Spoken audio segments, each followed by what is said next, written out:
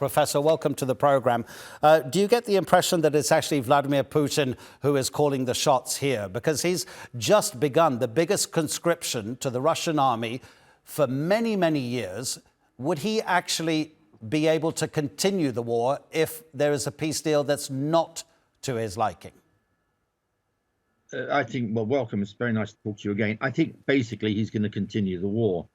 I spoke to a friend yesterday in Kiev. They had a massive attack overnight. There's been attacks on several cities across Ukraine over the past 2 to 3 weeks. Actually, as these peace talks have intensified, the war against Ukraine has also intensified. So at the moment, it's very difficult to think that there's peace coming, whatever the amount of diplomatic messaging we're hearing, either from Zelensky, from the Europeans, or from Trump. We've had the mayor of Kiev saying that possibly the country will have to give up some territory. If we take Crimea out of the equation, which is clearly one of the most complicated issues, do you think that Kiev would accept ending the war along the current front lines?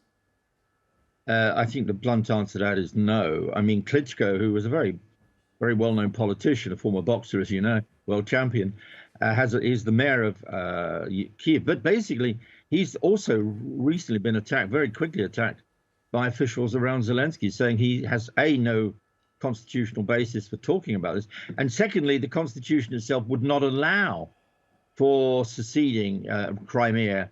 And if you secede Crimea, why don't you then secede the other 4 provinces? So I don't think the Ukrainians themselves are in the mood for such a negotiation on a peace terms, which they think simply cedes territory to an aggressor. The other big division here, just to make the point, is between the Europeans and the Americans. I mean, Trump pulled his major negotiators out of a London meeting recently. So there's a European-US divide on this as much as there is a Ukrainian-Russian divide. So the possibility of an agreement coming anytime soon, it seems to be very limited indeed. Professor, I think you make a really, really important point there, because I wanted to specifically ask you about that. While there is a lack of a peace agreement, whatever the tensions between those 2 neighbors, Ukraine and Russia, how much does it contribute to a rise of tensions between Western European countries who are members of NATO and the Kremlin? Because this is an underlying issue that Vladimir Putin would like addressed. Yeah, well, it's not, by the way, Western European. Some of the strongest supporters of Ukraine are in what we used to call Eastern Europe. Yeah, Poland. Absolutely. I totally misspoke, and you're right to correct me.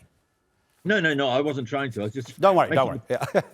some of the toughest talk that's come out in support of Ukraine has actually come from Poland itself. But no, there's no question.